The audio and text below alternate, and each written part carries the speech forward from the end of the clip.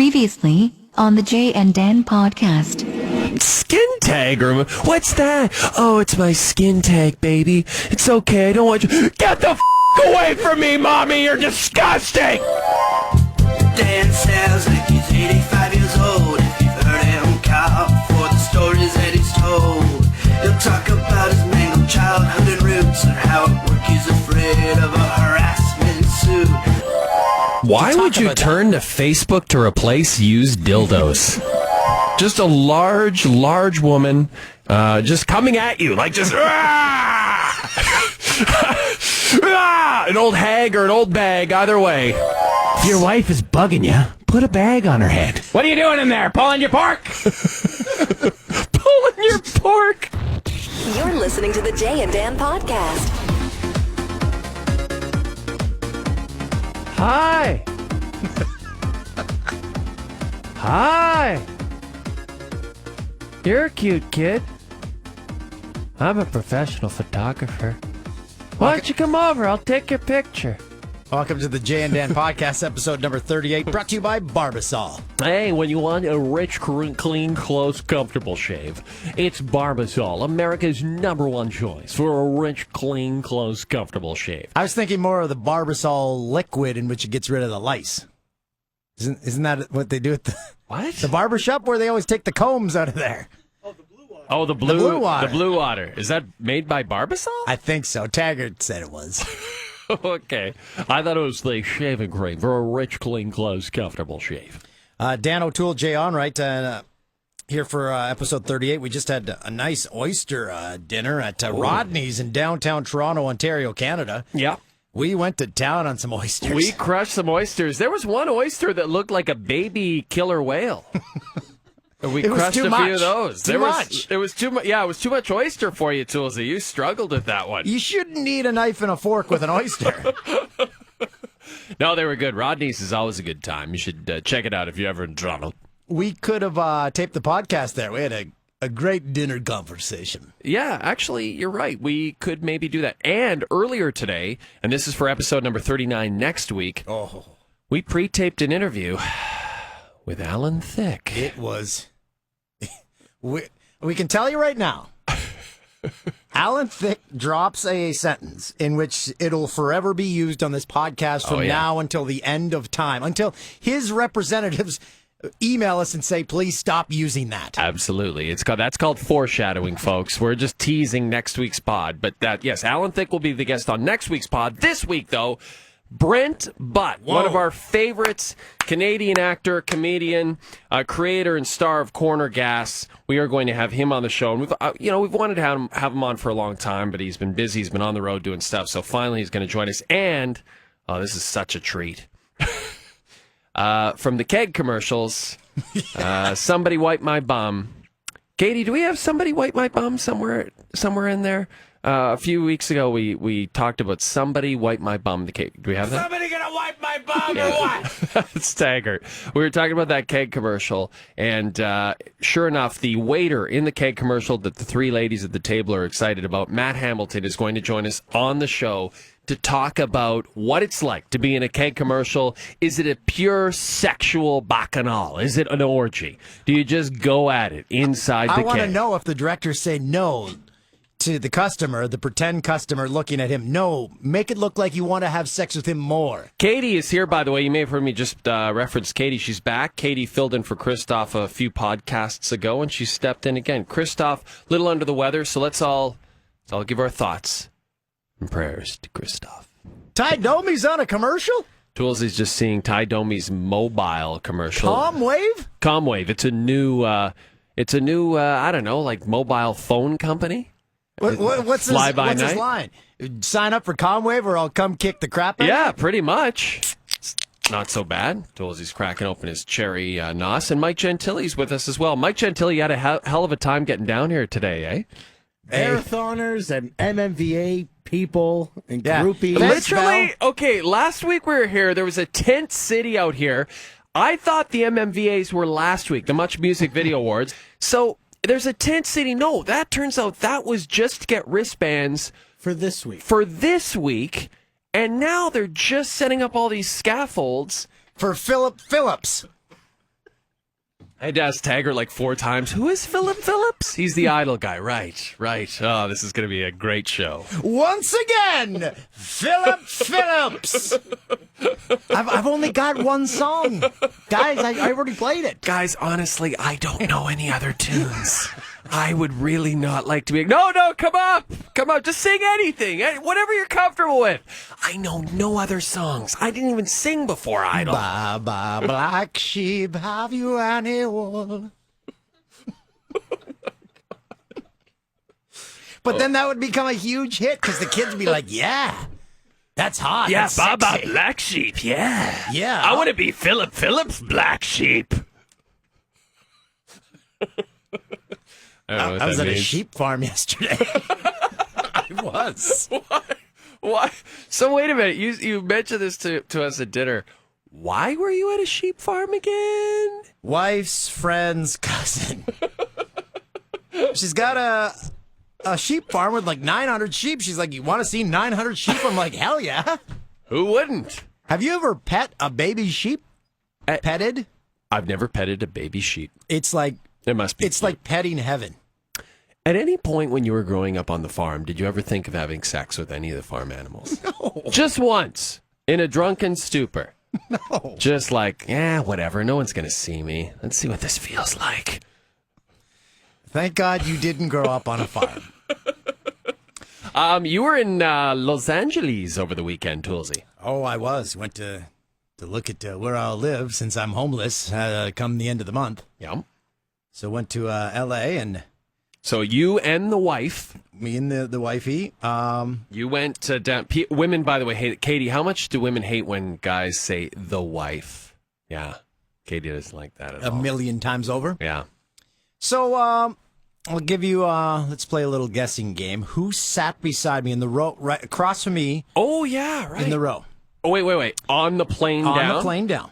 So, is this a famous person? Extremely famous. Really? Yes. Sat beside you on the flight to Los Angeles? It was me, the row, then him.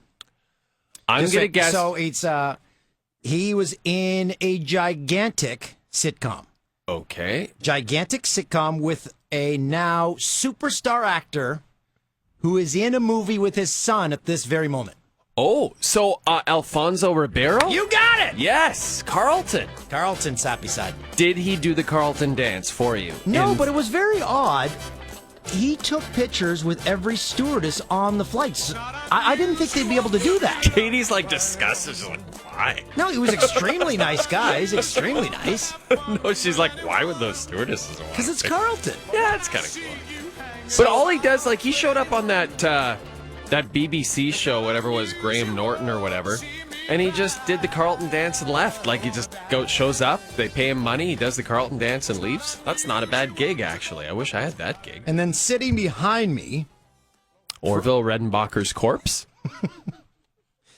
From Ugly Betty. Did you ever watch that show? I did not. Ugly Betty's sister? How did you even know that? Did your wife know that? Yes. Okay. She watched that show. Oh, okay. And what was she doing up here? Just I didn't ask them. Looking for a chance to immigrate to Canada? I was trying to get my way through the latest Buttman movie. Still haven't finished it. Oh, you didn't get through it? No, I keep falling asleep during it. It's good, but Bane, you really can't. Rod Smith was right. Rod Smith made a hell of a lot more sense on those Bane tweets. But it's fine if you got headphones in. Katie, do we have any of those Rod Smith Bane tweets? I don't know if you can look for them. As we discussed Dan's trip, I think we still have them somewhere. The one line I can't get over at the start of that movie. So when the people have the sacks over their head, yeah, and the guy from in the Wire, plane, the guy from The Wire, yeah, he asks Tommy Carcetti, "What's with Bane and why does he wear the mask?" Really? This is your way of interrogating someone? Yeah. Well, he's got to get to the bottom of this. Who is Bane? And then when Bane takes his mask off, he says, "Will you die if that mask comes off?" Yeah. Remember our first makeup artist in London worked on that movie because they filmed it in Scotland. That part where they're right. going on the train or in the plane. They're hijacking the plane. She showed us the pictures. Actually looked pretty cool. So that's the one that you made out with and then brought home. No. I didn't make out with her. I would never even think of doing that. I'm a professional. But you did bring her home. No, that was the second one. I brought her home. Carol. Okay. Yeah. The first one, she Has anyone left. checked? Is Carol still alive? I insisted she tweet me the next day. If you don't know what we're talking about, go back. Literally the first podcast, I think I told this story. I insisted she text me the next day, and yes, she was indeed alive and a little embarrassed. The full details will be in my new book, Anchor Boy. Oh, that made it in there? By the way, it did, and I have a meeting with the HarperCollins publishers next week. It's coming out this November. It's confirmed. Good job. The book's coming out, Toolsy. Lots of dirt about you. All your perversions. Have you worked on my pamphlet? Is my pamphlet got the green light yet? I'm going to see if I can get them.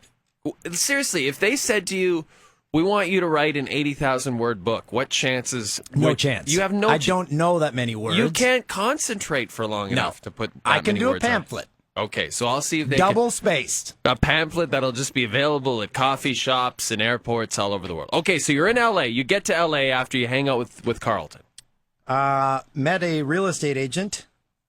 Well, she'll go remain nameless, so we're driving around. She has no idea what our jobs will be. She's like, so who are you working for down here? Now this is she was recommended to you by our new boss at Fox, right? Yes. So we're driving around, and she's like, so you're from Canada, and you'll be doing sports? So baseball will be brand new to you then, right? I'm like, what? She goes, you haven't watched any baseball, have you? I'm like, the Blue Jays won the World Series twice. Oh, I always forget that. Them. So I said, do you think we have like dog sleds and igloos? She's like, it's always cold, right? I'm like, just no idea. We're going to run into a lot of that, Toolsy. A lot of people are going to be everyone's confused. a lot of dudes down there. Like, welcome to paradise, dude. Like, nice. Like, not like... You're hanging out with Matthew McConaughey? Yeah, he was hanging out. He was just jogging on the beach. Hey, look at me. I mean, don't look at me. All right. I can't wait to watch Fox. And then on our way out of L.A., I guess the new Amazing Race hasn't even started. They were shooting the Amazing Race. So all the people are arriving at the airport.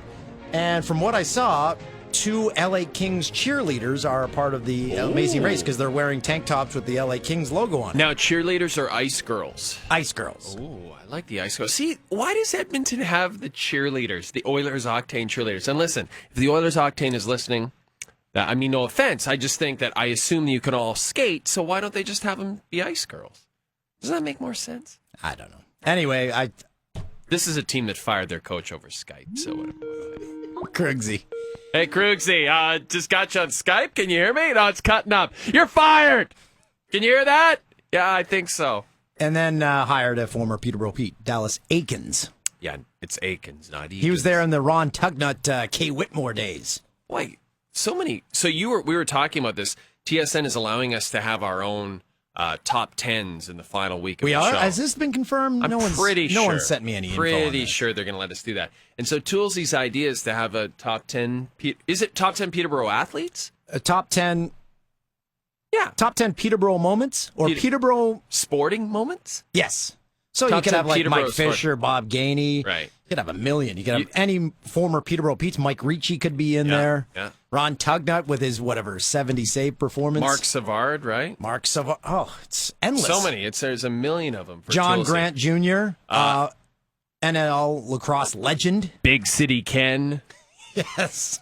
Speaking of Big City Ken, Toolsy, someone sent us a tweet asking us, they heard Matthew Schneider actually on Mike Gentili's TSN 1050 radio show, and they thought that he sounded a little bit like Big City Ken. So I don't know if Katie can cue this up. We're going to do a side-by-side comparison that, in fact, we may have discovered who Big City Ken is. It is, in fact, NHLPA executive and former NHL defenseman Matthew Schneider. Matthew Schneider is assistant to Executive Director Don Fear of the NHLPA. He joins us now on the program. Welcome to TSN Drive. There's been a long education process, I would say. Every player coming into the league right now wears a visor or full cage. It's a much easier transition to the NHL.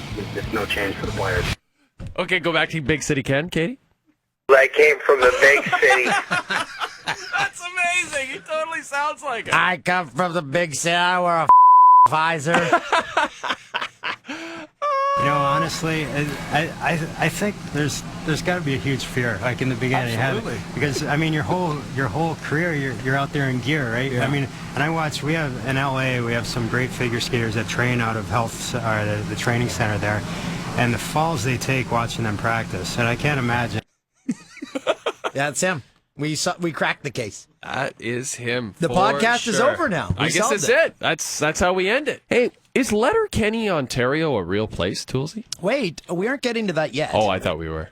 We're getting to your trip to NYC. Oh, yeah. You went this past weekend. Everyone was jet setting everywhere. Yeah, that's true. I went with my girlfriend and her best friend and her husband. Oh. And you know, it's funny because sometimes you get put in situations like that in life where your girl and her girlfriend are hanging out, and so then you have to hang it out, right? Were you all in the same hotel room? Same hotel, but not same hotel room. But at the end of the weekend, it was the same hotel room. We were swapping. By then, we were swapping partners. It was nice, and I'm not just talking the girls. So the Friday night, we went out with our agent, Jordan Béchant, Toolsy. You love Jordan. Great guy. And we went out with him, but we overdid it a little bit that night. Oh, really? Big surprise that I would do that. Too much apple juice. The girls went back to the hotel. You know what happened? We went out to dinner, and Jordan ordered white and red wine at the dinner. Who does that? Who orders white and red wine at the same time? That happens at Italian restaurants where you just go in and say, I'll have a bottle each. Why? Why would you do that? I don't know. That makes no sense whatsoever. Still, I drank it, both of them, all night. White and red wine, then some whiskey sours, then some old fashions, then some scotch. That's just gurgling in the tummy. Then someone said, have a vodka lemon drop. A lemon drop. No, I was told that you told the bartender you'd never had one, so. Well, this is it. I said, I never had a lemon drop. They said, you've had a lemon drop before. I said, I didn't. Why would I have ever gone to a bartender and said, give me a lemon drop? They said, okay, well, we're going to So is a lemon drop lemoncello? Is that the No, liqueur? it's like lemon vodka with a rim of sugar rim. It was disgusting. It's a good band name. So, needless to say, the stage, Sugar Rim. Sugar Rim. Rimmed with sugar. So, needless to say, I was vomiting several hours later. In the hotel. Classy. Just classing it up, you know? But the best part is, my friend, Chris, was also vomiting in his hotel room. Now, this is the worst part. He was vomiting. Neither of us were vomiting in the toilet. This is what we found out the next day. So he was going to the bathroom, apparently, and he was like, well, I'm not going to. So he's like, he gets up, he vomits in the tub. And then I don't know why, I vomited in the sink. Because I guess I was just like... You got to scoop the chunks out then. I did. I clogged up the sink of our hotel bathroom. I clogged it up. I had to scoop it out with like those glasses that they give you, you know? I had to scoop it up. Katie hates the story. You're making me gag. I had to scoop it up. And then we had to go to the Mets game the next day. And we were just both so hungover. And my poor friend... He brought a croissant in a little paper bag with him on the way, and we were in this cab ride, and it's bumpy, and I was dying, and I was like, oh, I'm going to vomit. I look over at him, and he's puking into the bag. And the bottom of the bag, like, explodes onto his shirt. But luckily, you know, he'd just been drinking water, so it wasn't a big deal. So he's like, I'll just get a shirt when we get to the stadium. So I'm like, great. And we go to the merchandise area. He gets a nice Mets T-shirt. I'm like, great, that's perfect. So, you know, you go to the bathroom. He's like, He just puts it on over his puke-stained shirt. Oh, he didn't want to carry around the puke. He didn't want to carry around the other shirt. I love that. I appreciated that from him. So did the cabbie, once the puke started spraying, just slam on the brakes, say, get out? I got to say, I was really impressed. My friend really kept it on the DL. He's sort of like, you know, you do a vomit like that, sort of like... That's like my contained puke in which I puked into my old boss's glass and perfectly filled it, didn't overflow. That's right. Exactly. That's what he did. He was a pro. He handled himself really well in that situation. So that was our glamorous trip to New York. Wow.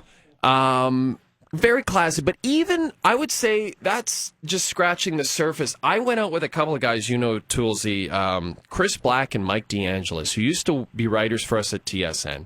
Yep. And Chris Black actually sent me a tweet. A text. He said, tell Onright tonight that my spin class yesterday was great, very emasculating. Yeah, because when he showed up to have beers with me this week, he was like, I got to leave early. I got to go to a spin class. I didn't know guys went to spin class. I had no idea. There's no money in Bay blankets, Hudson Bay blankets anymore. What are you talking about, Eric? They're like hip again. You know who loves the Bay? It's where he buys all his Christmas presents. Who's that? Brent Butt. Is that true, Brent? The Bay for all your gifts for your wife and for all your family? No, that's a tremendous lie. But I'll tell you what. I'll tell you what's the GD truth. If you can handle it, we can handle it. I just bought 3 pairs of dungarees at the Bay not a week ago. What? Whoa, what are dungarees? They're your denim trousers that all the kids enjoy. You'll see them on your hippies and on your farmers and everybody in between. Are you talking to us on a conference call? Are you on a speakerphone? No, I'm not. I'm on a snazzy kind of a headphone setup. Oh. Does it sound weird? No, that sounds good, actually. Dungarees, do you know what chinos are? We were discussing this yesterday. Chinos are kind of like khakis, aren't they? Yeah. That's what I thought. They're like a cross between dungarees and khaki. So is it just like they're a cross between khakis and a beating? If you haven't from some local touch. If you haven't figured it out, Brent Butt, Canadian comedy legend, joins us. And Brent, I worked in Vancouver before coming to Toronto, and I know. I used to watch you on the old sports desk at City TV, and I think you were doing. Was it a roast for Mark Dreesen? Oh, we did one of those one night, yeah. Yeah, so this would have been like 10, 12 years ago. And I was talking to someone. I'm like, yeah, Brent, he's always funny. And they're like, yeah, he's in development on a sitcom for like CTV. I'm like, as if anything's going to happen with that. And then you just make one of the greatest comedies in Canadian television history. So I know, none of us saw it coming. I remember the first night that I was allowed to tell the other comics that I got this deal to do the show, because I had it for a bit, and then they were like, keep a lid on it. And then once it was going ahead, they said you can tell people. So I was telling other comics down at the Urban Well, where we used to do stand-up, and one of the comics will remain nameless. I remember that I was talking about it because I'm all excited. I got the show, right? And he goes, he says, yeah, it's going to be terrible. And I go, what? He goes, yeah, it's not going to be your fault. You're a funny guy, but it's good. Canadian show's just going to be terrible. And so I started slowly singing to him, you are my sunshine, my only sunshine. And all the other comics started up. But most comedians at heart are jaded. Jaded and jealous of other comedians' success, no? Not really. No? I would have thought, I know when I first got into stand-up, because it's kind of like this knit association of lone wolves, right? And I thought, oh, watch your back, right? You're getting into this, these are going to be horrible individuals. They'll shiv you for a nickel, right? And while there's maybe some degree of truth to that, also what I found is that if you're funny, that's all they care about. You could be murdering people. You could be like, yeah, I burned down orphanages, but you go on stage and have a really great set. They don't care about anything else. They respect funny is basically the moral, right? Yeah, more ahead of everything else, really. And so I found comics to be surprisingly supportive. And if when you're first starting out, you're couch surfing and you don't have any money, and it's really a supportive network of guys who have been where you are. They know what it's like, and it was always kind of like if one guy had a gig, let's say some comic got a gig and he made $150. Well, he would come down to the pub and buy drinks for everybody, and you were expected to do the same if you were the guy who had the gig. And so we all kind of looked out for each other in the early days. Corner gas, it's now a staple of Canadian culture, and I think if you move to Canada from another country, I believe you should be given a box set of Beachcombers, Corner Gas, and Mr. Dress Up. Yeah, and we do have so many listeners, which is a complete surprise to us, and we think they're completely confused every week, that we have so many international listeners now, listeners from Australia, from Europe, and from the States. And if you get a chance to grab some Corner Gas episodes, I think you'll really have a nice slice of what the prairie life is like. Because that's what's the other thing that surprised us is how well Corner Gas traveled. It did quite well in Australia. It was in 26 countries. It was kind of surprised us all. But it was true. I mean, you were writing what you knew, right, Brent? Like you were writing your childhood and your upbringing and all that, and that's always the best comedy, I think. Yeah, to some degree that was true. Like I grew up in a small town. It wasn't as small as what Dog River is. My hometown, Tisdale, was 3,000 people. And there was all these little towns around it, like Sylvania and Elderslie and Birkdale and Crooked River. And I dated a couple gals, one from one little town, another one from another little town there. Like these were little towns where, because I dated a girl from Crooked River, Saskatchewan, and because I was from Tisdale, Saskatchewan, they called me City Slicker. I was like, they were like, look how clean his pants are. My comments, So you would have gone to school with a bunch of farm boys. Were you a farm boy? No, I was definitely a townie. I was, and I would go help my friends. Some of my friends had farms, and I would go help them. I have no idea what any of the machines are or what the process is. I was like a real moron on the farm, That was to like the point me. Where they would, for them, it would be fun. They would point at a machine and ask me what it was. That was their way of ridiculing you and bullying you. Yeah. I'd be like, is that a hay thing? Like, no, it's a rock picker, you moron. They'd laugh. So growing up in Ontario, we always had field parties. Did you guys have field parties in Saskatchewan? We would try and, our fields are too wide open, and what you're looking to do is you want to not let the cops know where you're. Yeah, I guess you can't stand in the middle of a field in Saskatchewan because everyone will see you. Yeah, like if everybody in Manitoba is like, oh, they're having a party over there. so we would, the two big places where you go out in the bush, but that's a real fire hazard. The big thing for us was there were a number of gravel pits around, and you would go have a party in the gravel pit. Big giant, like where Fred Flintstone worked, like a big gravel quarry, and you build a bonfire down there, and then guys that get loaded and they try and drive their car up the side of the gravel pit and tumble backwards, and there'd always be fist fights. And then you'd wake up the next day on gravel. And yeah, you'd like have gravel up the back of your shirt, and you think, well, how did that happen? The thing I always love about going to Saskatchewan, because we always would go out there with the Craft Celebration Tour, and our host would drive us around. They'd say, don't worry, it's just around the corner. 45 minutes later, you get to the place in which was just around the corner. Well, that's what I know. Like because we would think nothing of like, well, let's, you just hop in the car and go to Regina 3 hours away for a burger, because we didn't have any fast food joints. So you think nothing of it. And when I went to Europe for the first time, like when we were in London, that's what really hit me, because London is about the size of my office, right? There's 30 million people living in. It's what 50-foot square, London, right? But they would say, like I'd say, how far, I want to go to such and such a place. And they'd be like, well, you get in a cab or take the tube, and I'd be like, oh, it doesn't seem that far on the map. And they're like, oh no, it's like 12 blocks, It was like a giant, like an all-day journey to them. I have to stop. I'd be like, so I could walk there in 11 minutes? Oh yeah, but it would be 11 minutes of steady walking. I looked up the town of Tisdale, Saskatchewan, nicknamed Doghide, and the motto, land of rape and honey. I know. Quite controversial. And they're referring to rape seed that I'm seeing now. That's right. As far as you know. Yeah, that's quite an assumption on your part. But yes, you're right. It's they grow a lot of rapeseed there, and then there's a lot of apiaries, a lot of honey. My whole life, my father worked in the honey plant, so it's a big honey producing area.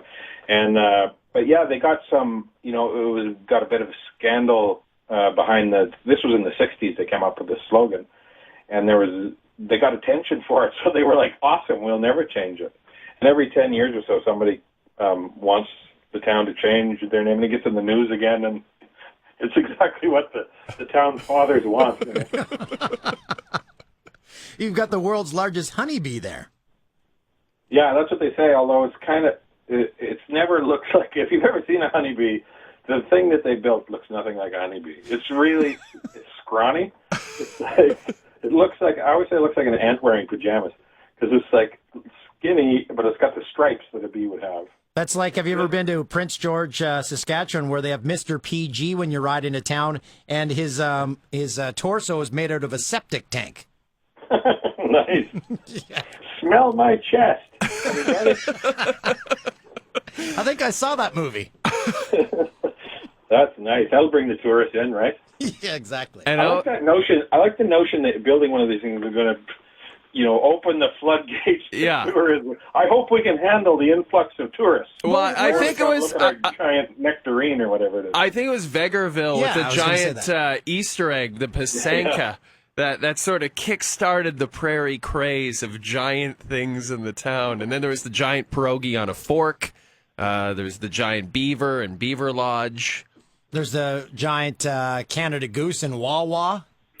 Yeah, well, we did an episode of Corner Gas about this, right? Where they were going to build something. They wanted to build something to the prairie heritage and their farming heritage. And it was suggested by one of the elderly locals that they build the world's biggest hoe. And we realized that's not going to sound very good, right? So, but he didn't know how to explain to her that it means hooker, what you're suggesting. Something that needed to be described to the settlers of Tisdale, Saskatchewan. That's right. Exactly. I remember one of my favorite bits you used to do in your stand-up was talking about how your parents used to serve you and your brother eggs every day, and I believe was it your brother who was allergic to eggs, or was it you who was allergic to eggs? So one of you got 4 eggs a day all your life? Yeah. My brother was allergic to the egg yolk, so I had to eat his egg yolk. 28 egg yolks a week. Plus the odd egg salad sandwich. You'd open up your lunch, it'd be, one egg. I always say I was the only kid in 3rd grade getting chest pains on the soccer field. Can you eat an egg to this day? I still love them. I'm surprised that I'm not. Like, if I walk by somebody eating eggs, I'm like, I could get into that. My neighbor down the street is from Cape Breton, and his dad was a lobster fisherman, so they ate lobster every single day, like the guts, so they had lobster sandwiches. He can't even look at it now. Well, I find lobster very gross, so I could get that. I understand that. To me, I look at somebody eating a lobster or like oysters or something, and I try to imagine how hungry I would have to be before I go, yeah, all right, I better. I guess if it's that or dying, I'll eat that. We ate a bunch of oysters before this podcast. Uh-oh. Oh, yeah. That's why... Now, that's supposed to put you in the mood, what do you call it, sexually, right? I was just going to say, I'm looking at our producer, Mike Gentile, and he's looking very handsome right now. Well, that's unrelated to the oysters. That's just him. That's a vibe that he gives off. Brent, you've probably got this question before, but like when you're naming your children and stuff, you try to find a name that no one can rhyme something with, like to go with a part of the anatomy. But with your last name, that must have come up a few times. Yeah, it's like beyond, sometimes you find yourself in a situation where you go, well, there's no way around this. Mm-hmm. Like you can't think yourself out of this. But when I was growing up, like I didn't realize it was kind of an unusual. It was like Smith in my hometown. Right? Exactly. I'm the youngest of 7 kids, and there's cousins, and it was such a common name. And my cousin had, like, we didn't think of this at the time. Nobody did, because it was such a common name. But my cousin had a jewelry store, and right on Main Street, so there was a big sign, Butt Jewelry. But if you don't know there's a family named Butt, like I always thought, like people driving through town, like, what the hell? What do you need that for? What kind of event? All I say is stick with a clip-on. Don't get it pierced. You made someone's day, though, the land of rape and honey and then butt jewelry. Yeah, so you can hear the car doors locking when they drove. What a freaky place that we... Welcome to Tisdale. Click. There will be questions.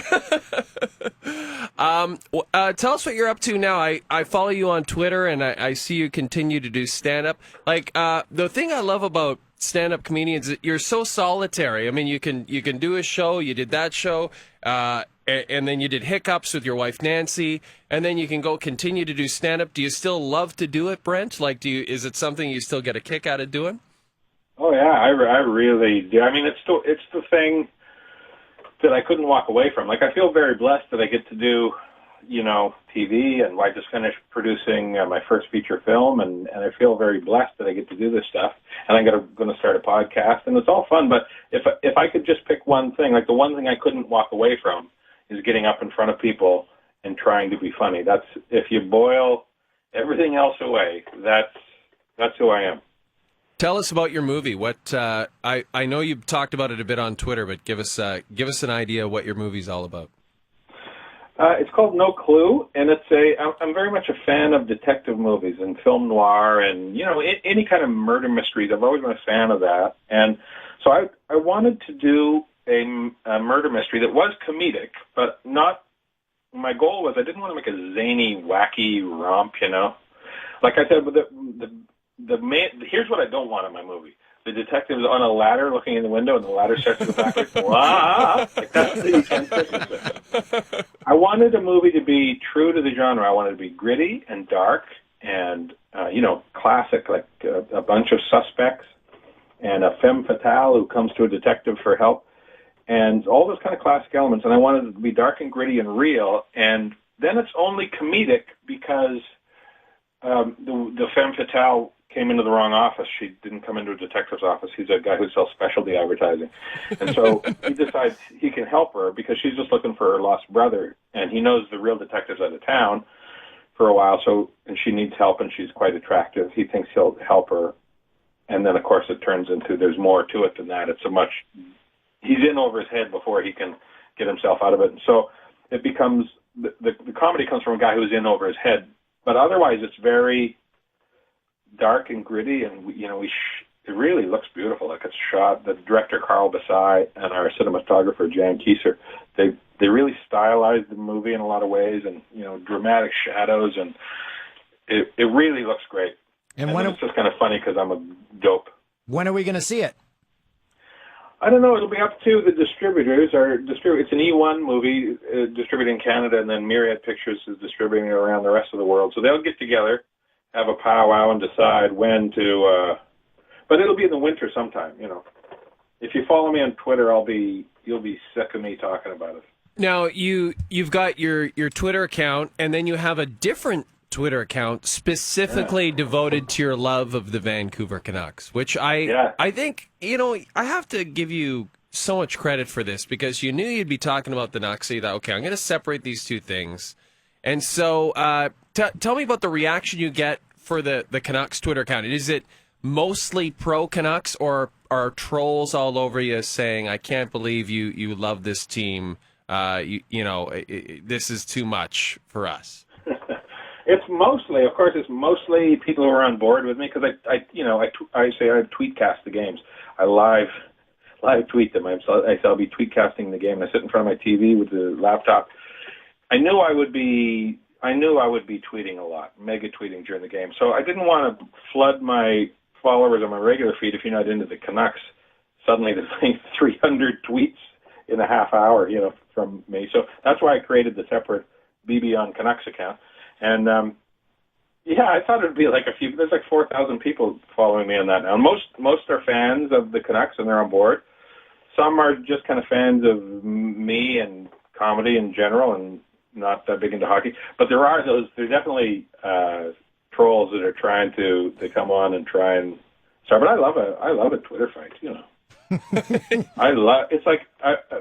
I like when people come on Twitter and they think they're going to rattle me, and go like, I used to stand on pool tables trying to make bikers laugh as they tried to explain that they were going to kill me. Are you a bigger? I'm going to kill you. All right. Well, let me finish these jokes. So somebody's cracking wise on Twitter. Really, I don't know how intimidating they think that is. Are you a bigger Canucks fan or a Riders fan? It's hard, I don't know. It's hard to. Luckily, they'll never meet. They'll never go head to head. They'll never have to decide. You'll never have that conflict. I was born and raised bleeding green. I used to pretend I was George Reed when I was a kid when we would play, and my buddy Dewey was Ronnie Lancaster. And, I've been a Rider fan all my life. So, it would probably be that. I think if I could only pick one. But having said that, I also I like hockey a bit more than football. Not a lot, just a bit. Just because of the non-stop action. in football, you never have 9 minutes of nonstop action, right? And that's the thing that hockey brings to the table that no other sport can kind of compete with. And so I love hockey a lot. You don't want Tortorella to be coach of the Canucks, do you? Yeah, great question. I do not. I would literally rather Gillis go down to the Oak Ridge Mall and say the 11th person that walks by is going to be the next coach. And I would go, yeah, okay. I would rather that than Tortorella. Tortorella, I mean, wow, like what a gear shift in personality from Vigneault to Tortorella. Who would you like to see? Who would you like to see in there? Do you have a wish list? Well, not really. I was very kind of intrigued by the shiny newness of Dallas Eakins. I didn't know a lot about him, but I kind of got swept up in the, oh my God, this is the future of hockey. That's what everybody's talking about. So I was kind of, and plus there's no history, and I kind of, I'm a guy who loves a fresh start. So I was kind of intrigued by that, but that's, as we know, that's not going to happen. I don't know. I mean, the candidates that are out there, I think Lindy Ruff is a great coach. I was just going to say that. A great fit. Yeah, it seems like he'd be good. He'd be good for that team. I don't know. You think he'd be a good fit? Yeah, I do. I just think he brings sort of a no-nonsense attitude. I mean, I think he would be excellent. One thing I do know, someone has to tell Mike Gillis to get to bed before 1 in the morning. Hey, Gillis, could you have a nap maybe once a day or once a week? I am so worried about the bags under that man's eyes. I mean, they're just getting bigger and bigger. And he's the crazy thing is he's a bit of a health nut, right? Like he's a cycling freak, and he goes to spin class, and he's like I think to myself, what are you doing to counter that? Like, are you having like a gallon of rum a day? Because how do you? It is a bit of a problem. Brent, thanks so much for joining us on the show. And I just checked out your website. I love the name of your podcast, The Butt Pod. If I got to be saddled with that name, I may as well try and use it to my advantage as well. I think I've gone to the doctor about that before. If you go to my website, you can hear there's a sample up there now, but I'm hoping that I have kind of a slack summer, so I'm going to try and talk my comedy buddies into sitting down with me, and we're going to have I'll be posting podcasts up here. Perfect. We'll look forward to it, and best of luck to you. Best of luck to the Canucks this year, and we'll look for the flick. No Clue, right? You said No Clue. That's right. And good luck to you guys as you go. Where did you got picked up by? You going to Germany or something? We are off to Deutschland, and we're pretty excited about that. It's strictly Bundesliga highlights for us from now on. Excellent. All night long. I never get tired of it. Well, good luck in with your next venture down in the States, you guys. Thanks, Brent. Thanks, Brent. We'll talk to you soon. Okay. Bye-bye. Canadian comedic icon Brent Butt, who's also a huge sports fan. We've been wanting to have him on this podcast for a while now, and it finally happened. That was fun. Tisdale, Saskatchewan. He's, the other thing about Brent is that his comedy is so clean. He's never, he's not like On Right working blue every week. Exactly. He's keeping it clean, and it's, you got to be a funnier guy to be able to work that way. Corner Gas was a great show. Yeah. You could sit down, watch with your parents, watch with your grandparents, and everyone would have something to laugh at. Yeah, I really encourage, again, all our listeners from the States and stuff, if you haven't seen it, I'm sure you can find it on Amazon or iTunes, and it's absolutely worth checking out because it's very Canadian. And for people that trash Canadian comedies, like, go to hell. Screw them. I know. Ooh. No, it's a good comedy. I wanted to bring it up. I wanted to ask him so many things about that, but when the one episode in which his parents were going to a hockey game and his dad had the mitts on, he's like clapping in the car. He's like, "These are my clapping mitts." Because they're so bloody loud. Everyone knows a relative who has the clapping mitts. He was great. Eric, what's his name? He played his dad? Oh, Dad Corner. Let's find out. I'm going to look this up. Eric Peterson. Eric Peterson played his dad. He was amazing on that show. I always see him when I lived in downtown Toronto. He was always in plays in Toronto. You know who else is in plays in Toronto? Matt Hamilton. Matt, are you on the line? I'm on the line. How are you, sir? Oh, fantastic. How are you, gentlemen? I use that term very loosely. First of all, we should introduce Matt. Matt, nobody. No, not true. 2 weeks ago, we had an extensive discussion on this podcast with Jeremy Taggart. Maybe we can play the Wipe My Bum clip one more time here, Katie. We had an extensive discussion about the Keg See You Tonight commercial, and this was what Taggart thought might happen in this commercial.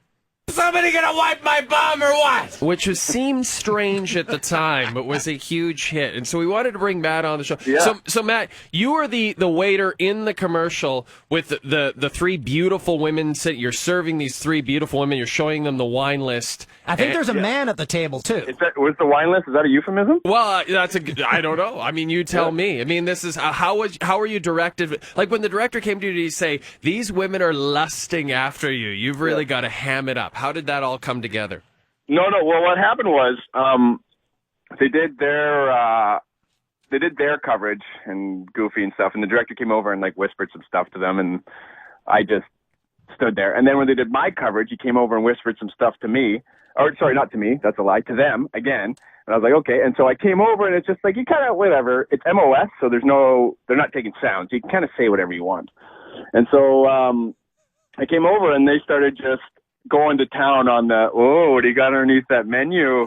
Is there meat underneath there? Like, whoa! I think it translates very well. And I was like, okay.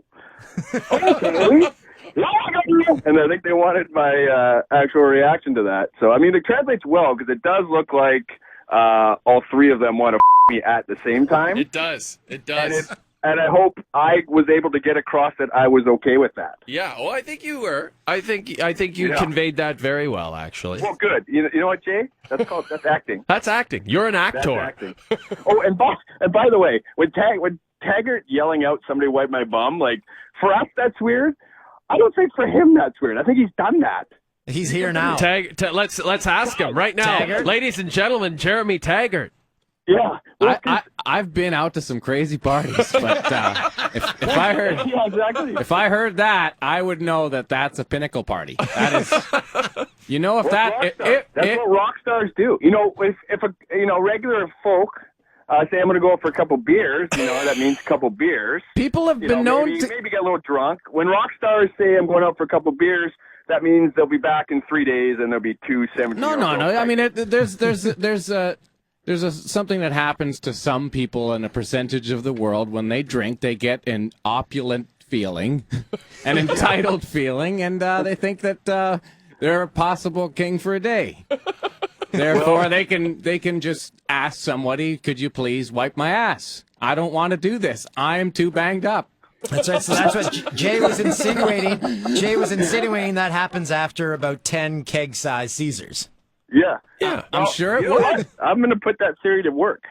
Oh my God! You have to.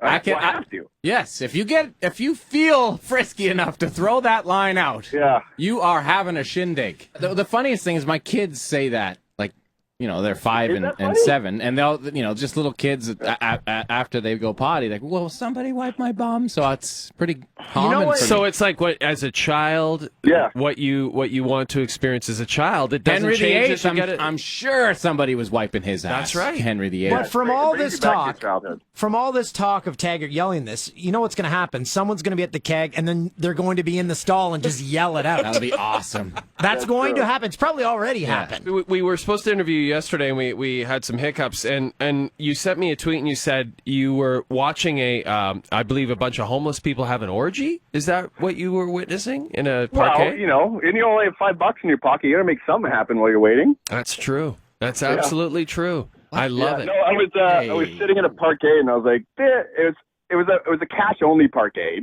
So for one, that's a red flag. And it's like, okay. And I'm sitting down in this thing, and there's some weird people hanging out here. I was like, that phone call needs to happen pretty quick, or I'm going to witness some messed up basically. Oh man, I wish you had. You had. Little, you and me both. Billy Zabka coming over the fence. Little Karate Kid action. Matt, what? Tell us what you're up to these days. More keg commercials, or have they decided you slayed it too much in that particular one, and that was one and done? Yeah, I think that's an interesting way to think about it. I think I'm one and done. I don't think they hire other people. And what I'm up to these days is, well, I live in Vancouver, and I'm trying to be an actor. I'm more of an auditioner than an actor, really. Nice. You're good at that. What's the I'm good at difference? showing up to the audition. A good for sure. auditioner, like if you're at an audition, what is a great auditioner? How do you do it? Like guaranteed that I am owning this audition. Yeah. That's a good question. I'm talking about for one. the precursor, like when you're in the lobby with all the other people. There's an experience. Oh, there's got to be stare downs. Yeah. Oh, you stare everyone in the eye and just mouth the words you. Yeah, that's right. You. You little. I'm getting this part. Yeah, and that's and then I'm a screenwriter also, so I have actually a couple of writing contracts I'm working on right now, which is good because my acting summer has been really quiet. Well, I gotta and say, I borrow money. From anyone. oh, you may not have heard, but we haven't had a sponsor for 17 podcasts. So Yeah. All right. We're gonna let you go, but thanks for joining us. This is informative. Thanks for having me. Thanks, bud. Cheers. Thanks, Take Matt. care. That's Matt Hamilton. You can follow him at Matt W. Hammer on Twitter. Matt Dub Hammer. now- It's quite funny. Now you'll never see the keg commercial the same way again because we know what the ladies are saying now. That's true. Yeah, and I'm a little bit upset that they shot those scenes separately, apparently. Like, so they shot Matt, and then they shot the ladies, but they weren't together. I didn't think it was as provocative as he said, and I'm gonna have to check that out again. I think we all have. Let's see if I can find that I don't really online. understand the like commercials. You know when they like you write it out and there's a story by the director. It's a commercial. I just generally don't see a synopsis like they do. No, and that I just see people partying, trying to get shit going. Can we get to the TV theme vault? Yeah. I believe we have Got to a good one this week. Well, we have to start off with the corner gas theme. Sure. Yeah. Since we just did have Brent Budd on. Yeah, absolutely.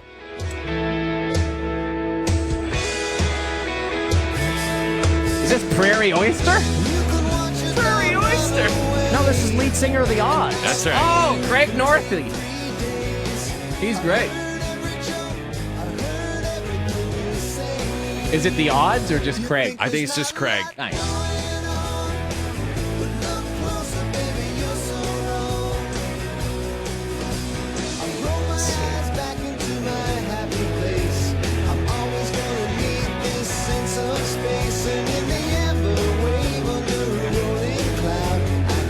Oh, it's 2 minutes. Okay. Oh, he did It's a like great a full show. tune. Yeah. It was a great show. It really was a great tune. It still is. Odds is a great band, too. They were good. Yes, awesome band, and you know they used to do a great Beastie Boys cover back in the day. They which would one? do it live on stage at What You Want, and they just killed it.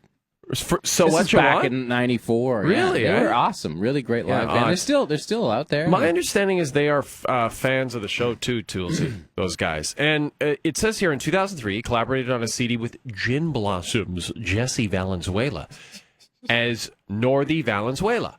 And then the two of them co-wrote the theme to Corner Gas. Oh, okay. So there It's you a go. little collab. That's a little collaboration for you. Now, Remember the song? Hetero. Heterosexual Man. Yep, that was a good one. Heterosexual man. You know what? Most of the kids great in the hall were in that video. Yeah. Great musicians too, those guys. Yeah? Like storied players. Great. They're all still like heavy session players in Vancouver. And They're the wrecking crew of their day. They are. They damn right they are. They had Patrick Stewart back in the day on the drums there. Still, he's an awesome drummer. He was Bryan Adams' drummer. Oh, in wow. The early '80s. Little cuts like a knife action. Cuts like a knife. Arguments like a knife. Eh? Out of the band like a knife. Their two biggest hits probably Truth Untold and Eat My Brain. Yes. Massive songs. Huge Good song. tunes. Can we hear the Edison Twins? This is one. Do you remember this? I Taggart? do remember this. Toolsy, do you remember the This show, The sticks Edison in the Twins? brain. Kind of. Sticks in. Mike Gentili totally remembers this show. Let's give this one a listen. The Edison Twins. Just kids trying to do what they should. Growing up in the neighborhood, or up the street and around the bend. They're called the Edison Twins. Now every day is a different trial, but they pull through with a lot of style. Always getting out of trouble that they get in. Life with the Edison Twins. I love the whistle. I haven't forgotten it. Nope. I remember the stupid hat one of the guys wore all the time. It's like a Mario Brothers kind of hat. There it is, the Edison twins. Canadian children's television program, which aired on CBC from 82 to 86. That show? Six seasons, 78 episodes. Yeah. Tom and Annie Edison and their mischievous little brother Paul and their bumbling friend Lance Howard. That's probably who wore the hat. Yes. The show focused on their adventures of the main cast as they stumbled into one problem after another, using Tom and Annie's scientific wit to solve the situation. Oh, I love how they put this on Wikipedia. The last name of Edison is an homage to the inventor Thomas Edison. Oh, yeah. They used to make stuff in the basement. Usually you get on the watch list with that kind of stuff. I remember the name of that show. I can't for the life of me remember a single episode. Don't worry about it. Not missing anything. It was a good one. We've had this theme on here before, but we've got the theme in a different language. Oh, yeah. See if you can, Taggart, see if you can pinpoint what show this is the theme of. जिंदगी तूफानी है जहां है ढक पर गाड़ियां ledgers हवाई जहां ये है Dan's dying. रहस्य सुलझाओ इतिहास बनाओ. Same melody? Oh, wow, DuckTales? In Hindi. That sounds like 1,000 different shows.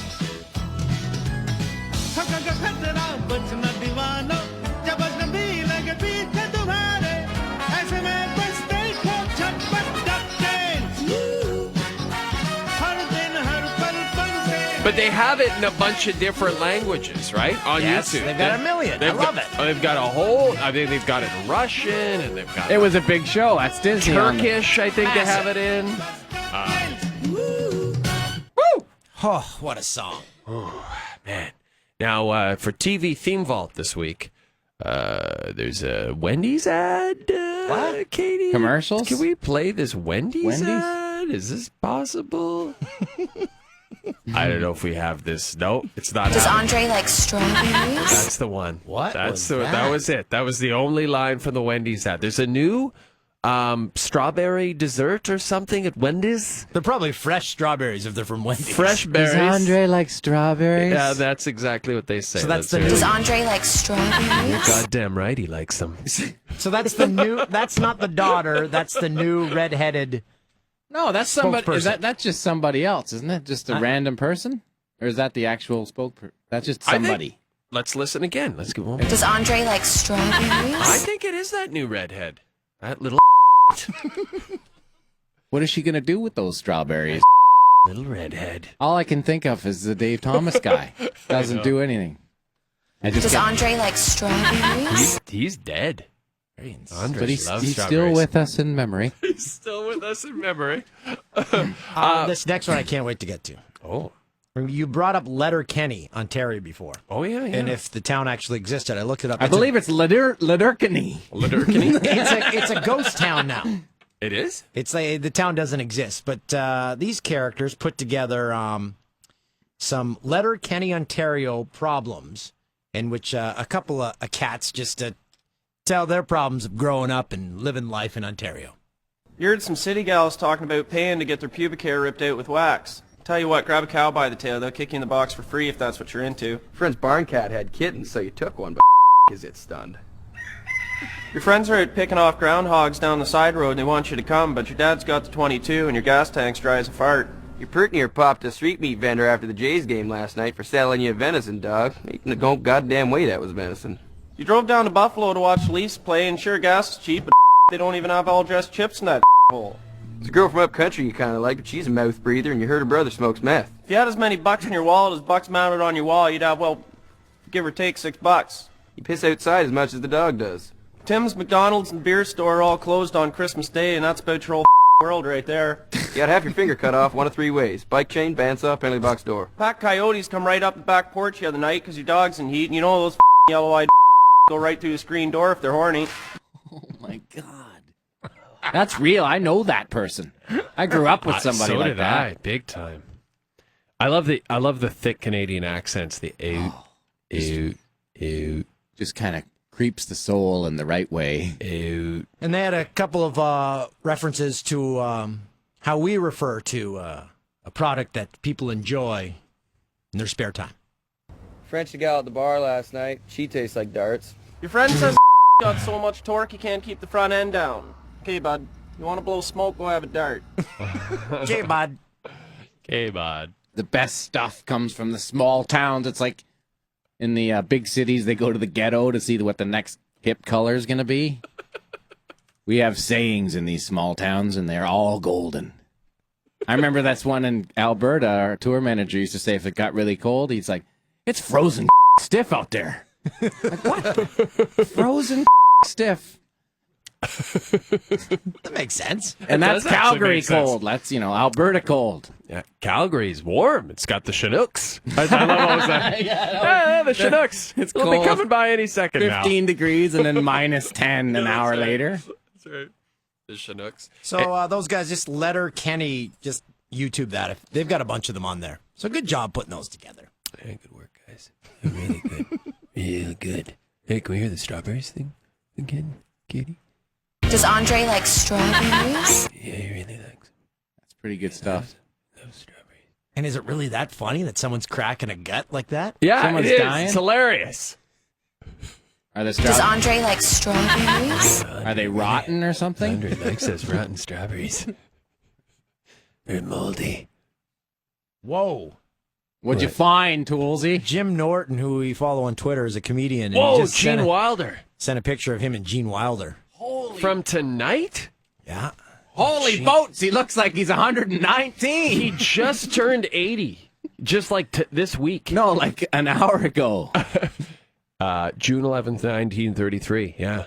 He turned 80 this week. He's going to change his name from Wilder to Older. He looks, he's a comic legend, but actually he looks pretty good. I would say maybe you just cut the hair. Like, that's it. Is he as old as he is hilarious? No. Was his Charlie and the Chocolate Factory the best? Yes, Oh, 100%. yeah. There's no question about it. The way he acted so creepily He and was just perfect in it. so good. But then in all You're the- all going to die. Like, you think everybody's actually going to die in that. But then in all the Mel Brooks movies, like Blazing Saddles and The Producers, Oh, the and Young Frankenstein. Oh. He was so good in all those movies. Peter Boyle's pretty solid in that, He was too. great in Young Friends. Actually, there was a Mel Brooks American Masters on PBS the other night. Fantastic. And Mel Doesn't he Brooks just go is like, on about pineapple these days? Mel Brooks is like 89 years old. And he has a huge penis from A those giant Hollywood Babylon He's books. got an enormous huge. Yes. Can't be saying that. and he Yeah. likes strawberries. Doesn't eat. Yep. Mel Brooks brings it in the sack. Does Andre like strawberries? Does Andre like strawberries? Yeah, Mel Brooks brings it in the sack. Oh, do we have a... What's his stage name? Salami. Call me that, kid. Who else is known for that? Milton Berle. Milton Yeah, Berle, Milton Berle. Mel Brooks, Ed Robertson from the Bare Naked Ladies. Really? Oh yeah, I heard he gets banged up and he'll swing that thing around. Whoa, Back in the day. Back it up! Back in it up! the day. Do we have a Bare Naked Ladies song that we can You play guys gotta underneath this story? you gotta get Tyler Stewart on and ask him. Say, what's the deal with Ed Robertson having the huge penis? Tyler is a big sports film. And Tyler Loves talks about sports. Well, he's. This is what I've heard at parties. He's like gotten. This is in the early days when they're college pranks. Yeah. And they called themselves that for a reason. They used to tear their clothes off and around all the time, right? So And Ed- at parties, he'd be like, "Hey, check it out! Hey, whoa, whoa, check it out!" You know, like apparently. hey guys, check it out! Check it out. I can swing it. If I had $1 million, I'd have a smaller. Yeah, you. This is all while he's swinging it around at the party. Hey guys! Right to the right, to the left. to the left. This is why. This is why we have no sponsor. No, this is why Stephen Page left the band. He's like, this, I'm not having the smallest in this band. I'm out of here. This is all alleged, but you can bank on a good party story.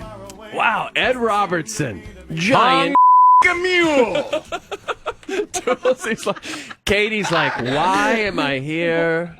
But this is the point where naked mules. Now Gentili has to have a meeting with Katie and say, do we have to cut that entire segment out? See, he's writing that down right now. Lying in bed with my giant fat I am Ed Robertson and I've got a great big Holy man. Oh boy. That's classic. Well, that's episode 38. And if you heard a long pause there, that's because we had to edit out the last segment in which we just were discussing various things, and it was too boring to put on the podcast. Canadian rock folklore. Yeah, it was too boring to put on the podcast, so we just cut it out. We rambled on and on. Canadian music history. Oh, my God, that So I was did great. a pickup there in case we do edit it. The That was anatomy well of an indie band. Until he's so happy he's got an edit point there. But I feel like that'll still get past the censors. That's, I don't know. No? Hey, what's the big deal? You're just joking around about having a big wiener. Yeah. Who cares? It's a good thing. Liam Neeson, I heard he has a big one. You gonna cut that out? That's going to be my favorite line from next week's pod. We'll just play Taggart saying, what's the deal? We're just talking about him having a big wiener. Yeah, you're not saying something bad. Like, it's a good thing for someone to be proud of. Yeah. Exactly. If you swing it out around in a party, then that's pretty much fair game to say, hey, that's what happened. Exactly. I bet you if Ed's listening to this right now, he's feeling a sense of pride about his Or maybe. his appendage. Or he's calling his lawyer. Maybe you could just beep out where they say his name. That's true. That would work. So now you're all wondering. The bed music will just really do the trick. Just play the Why are Hindi. we playing that? Oh, I don't know. Just Don't worry about it. Replace that song with the Hindi DuckTales. Could be any of the bare naked ladies. Yeah, exactly. There's so Could many. be in the one of band. the Cregan brothers It who was has a giant penis. The lighting guy. Do we have a Taggart tale? Yes. Are we going Ron Taggart or are we going stories from the road? I believe Well, whatever we have the intro to. Yeah, sure. Hit the button. We'll Here see. we go. Oh, nice. It's time for Stories from the Road. Is somebody gonna wipe my bum or what?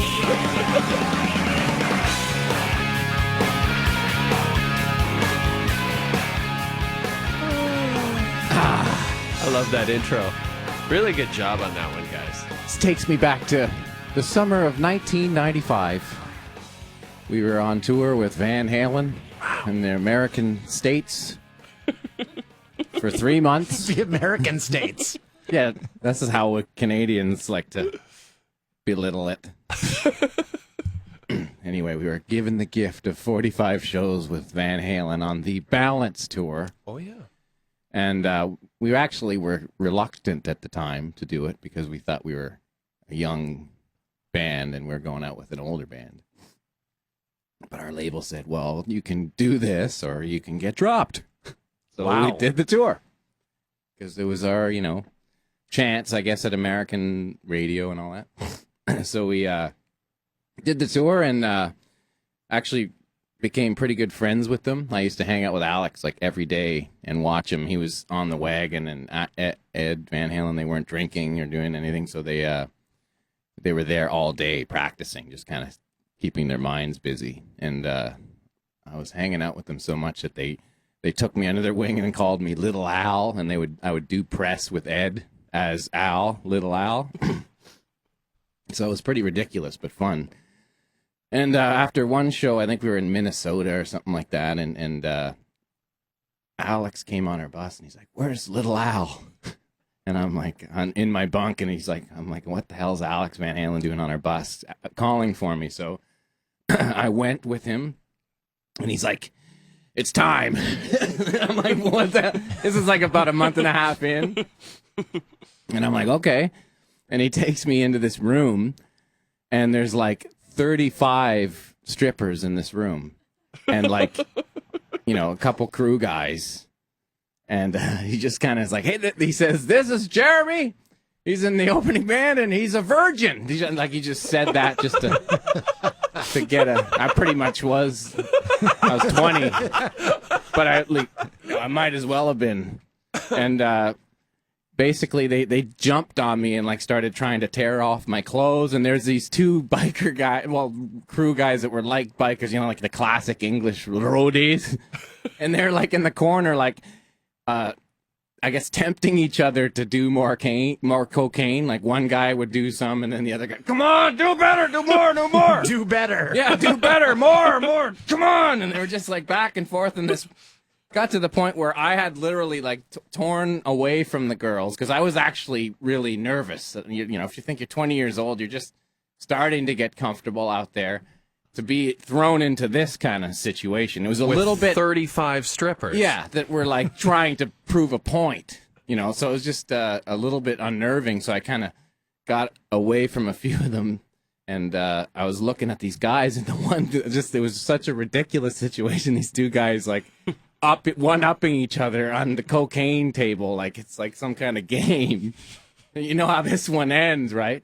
And this one guy takes a huge rail and he's like goes across, and then he looks up to the other guy and he goes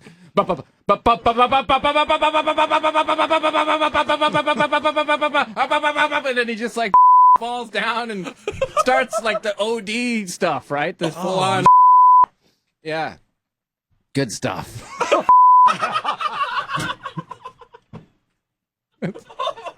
That's the end? That's a good story. Oh my God! What happened with the strippers? Whatever. It was that all like that was the best part. But you know? did they de-virginize you? They just wrestled with me a little bit. Played around with your Ed Robertson a little bit, slapped it around a bit. Little wrestle. Wow. Yeah. That's crazy. 95, eh? Yeah, man. That must have been a wild time for you guys. And like, was Hagar and Michael Anthony were kind of aligned? They were buddies, and then the Van Halen brothers were aligned. Yeah, and that they were kind of, that wasn't even that long into the Hagar days. Like, Right. it was like 6-7 years at that point or something. So they were already like over Sammy. Wow. You know, so they were like kind of talking between each other's backs, and they'd vent on the frustrations of the band to us. And, wow. You know, I'd hear stories, this guy's trying to do acoustic songs to test his own market.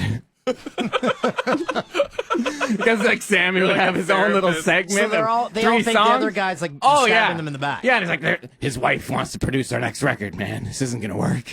Just crazy stuff like that. Jules, do you think your wife would ever produce our show? How great would that be? Be a hell of a lot better than producer Tim. Yeah, she wouldn't. She'd watch it. She watches it less than Tim does, and Tim produces it. Oh my God. So just be like, Tim doesn't pay attention to our show. I mean, Dan's not even joking. Like, sometimes we'll be like, Tim, you know, that conversation we just had, did that make sense? Should we redo that? I was on the phone! Oh, wow. Jeez. Like, Tim, you're supposed to be producing this show. You should probably watch it. You guys don't know what I have to do in here. This is like the guy that grounds you. You are constantly grounded. Well, I'll tell you this. He's coming with us to L.A. Yeah. What's going to happen to Tim? He'll be dead within 2 months. I'm kidding. He won't. I'm kidding. He won't. He'll live a long and fruitful life. Dead in 2 months. It's like go out like Sam Kinison. Yeah. Where's the next bar? Speaking of cocaine. Yeah. Did he OD? Kinison, didn't he die of a car crash? Well, let's find out. He was intoxicated, I bet. Boy, he was so funny, though. Oh, yeah, my he God. was funny. He was so good as a stand-up. Remember he used to wear those big moo-moos and the berets? You're right, Jeremy. He died in a car accident in 1992. He was hanging out with meddlers. Remember? He was like buddies with like Motley Crue. Well, he was just he was a preacher, right? He Yeah. started as a preacher, and then I think he discovered that he really liked drugs. Smart guy is like, how am I going to make some money? Just make fun of stuff and have sex with porn stars. How much of this podcast will we be able to keep? Maybe 12 minutes. Well, who's working blue? Is it me tonight? Who's doing it? I think it's all of us. Everybody?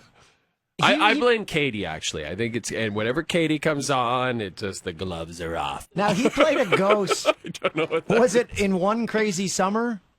Sam Kinison played a ghost to John Bobcat. You're thinking Bobcat Goldthwait, yeah. He played as Ghost or something, right? Is that true? Or was Goldthwait I think so, the yeah. ghost? Let's. Filmography. He was in Back to School. That was a classic. He was Rodney in- Dangerfield. Oh man, he was good in that. Remember, he was the Vietnam vet professor. Yes, yeah. Remember? Yeah. And then I noticed here on his filmography it says 3 Amigos, but then it says in parentheses scenes deleted. Wonder what happened Could there. what would I give? Probably a fight with Martin Short Oh or my something. god, I'd give anything to see those deleted scenes in 3 Amigos with Kinnison. I wonder what he did in there. I'd probably give up my Ed Robertson sized for that. Don't practice. Don't practice what you can't preach. I don't think Sam Kinison was in One Crazy Summer. No, it doesn't say No, that. you're here. thinking of Bobcat Goldthwait. Yeah. I know. And 'Cause Demi they're saying- Moore was in that. John Cusack. Yeah, Cusack was the star. Cusack? You never hear anything bad about Cusack. Yeah, and he gets into it. He likes to That's- get things going. Right, that's what I hear. He's Like- buddies with Chelios. He likes to have it. Right, Yeah, yeah. exactly. He hangs out with Malibu. He's in that crew with Hamilton, Larry. Malibu Rum? No, in Malibu. If you guys ever want to go up to the Boo, you can hang out with them, and Rick Rubin and Flea might come along if you run But between what's- your legs. Like, what's the like? Oh, that's Flea. Who's that? Who's that little kid running around? Oh, that's just Flea. Just Flea from the Chili Peppers. Yeah, playing a little slapping the bass. He's just got a guy bringing the peppies in the Bentley. His new audio. He's got the new vinyl $35,000 stereo. He can't even see over the steering wheel. I bought some new vinyl. We talked about this at dinner. Oh, yeah, you went to the nice record store. We went to Sonic Boom in Kensington Market, a great record store. Take me home tonight. I don't want Do we have that, Katie? Can we cue that up? Eddie Money's "Take Me Home Tonight." And dinner? Does he say dinner? No, I don't think so. I think you're just making lyrics up. I am. What else did you get, Toolsy? You picked up a Saturday Night Fever Saturday soundtrack. Night Fever. I got Darkness on the Edge of Town, Springsteen. Springsteen. Picked up Ooh, nice. some Police. Yes, Nice. Ghost in the Machine, I think. Oh, that's a good record. Did you Yeah. get anything? I didn't pick up anything this time, but I Oh, because suggested. you just got rid of all your records. Yeah, exactly. I suggested You're he buying pick up the records new. to take to L.A. Yeah, I'm not moving them. yeah, Oh, there you go. Fox is going to move them. Oh, that's right. You Do got we the have big, that Eddie Money? Is Oh, Jack Katie, here Black we go. gonna drive the truck? Oh, listen to the start of this. What? Listen to those keys. Yeah. Oh, here it comes. My God. This is how we're going to end the podcast, everyone. Yeah. At Mike Gentili TSN, at Taggart7, at Made by Stoff, at TSN O'Toole. Keep sending in your suggestions. Dan, what's the best suggestion you've heard for a new Twitter handle? Old Man Toolsy, but I like just Toots. Toots? But no one's That's going to know. that's everybody. That's There's not gonna 1,000 Toots already. No, just Toots, though. Still. Just Toots O'Toole. I don't think Just Toots is going to I don't know what that is. Who's Toots? My daughter, I referred to how my youngest, you asked, hey, did you fill your pants? She's like, no, just Toots. Oh, so it's another poop reference. Here we go. Would Here you we go. expect Oh, anything less? Crank that. Here we go.